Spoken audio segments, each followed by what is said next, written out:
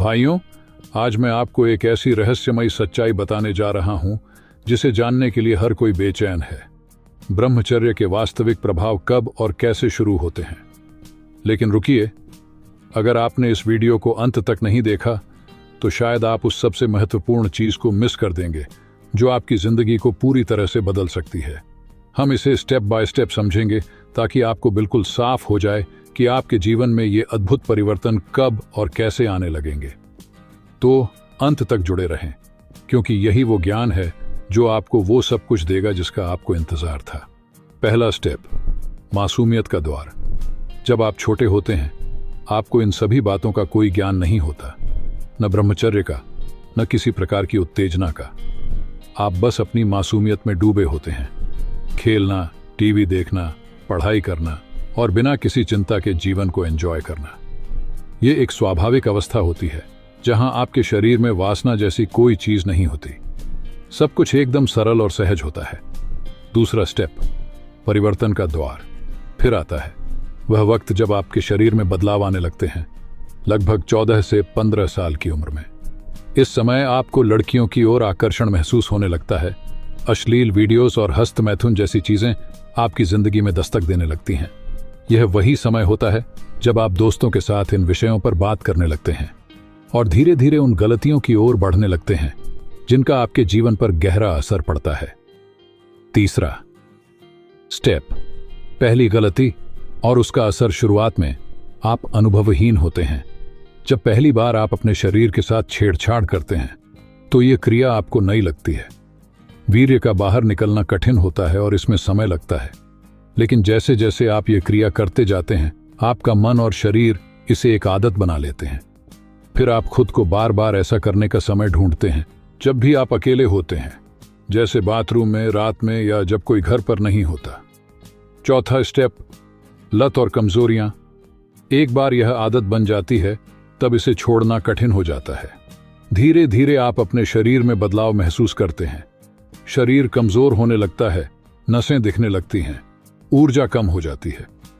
आपको लगता है कि यह सब सामान्य है, लेकिन असल में यह आपके स्वास्थ्य और आत्मविश्वास को नुकसान पहुंचा रहा होता है। आपका शरीर पहले की तरह फिट नहीं रहता और पढ़ाई या काम में ध्यान लगाना मुश्किल हो जाता है। आप अकेलापन महसूस करने लगते हैं और हर छोटी बात पर चिड़चिड़ापन आ जाता है।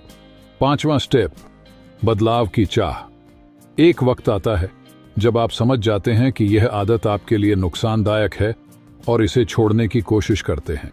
लेकिन क्योंकि शरीर अब इस आदत का आदी हो चुका है, इसे छोड़ना इतना आसान नहीं होता।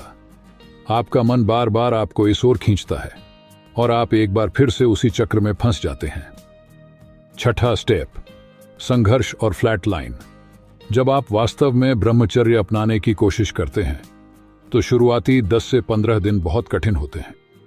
आपका शरीर आपसे कहता है, एक बार और कर लो, मजा आएगा। अगर आप उस लालच में नहीं आते तो आप आगे बढ़ते हैं। लेकिन फिर एक और चुनौती आती है, फ्लैट लाइन। यह वह समय होता है जब आपको महसूस होता है कि आपकी ऊर्जा खत्म हो चुकी है। आपका शरीर थकावट से भर जाता है और जीवन बोरिंग लगने लगता है।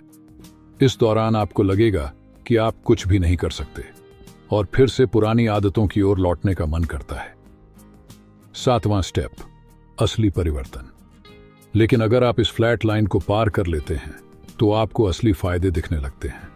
लगभग 150 से 200 दिन बाद आपका शरीर खुद को फिर से स्वस्थ महसूस करने लगता है।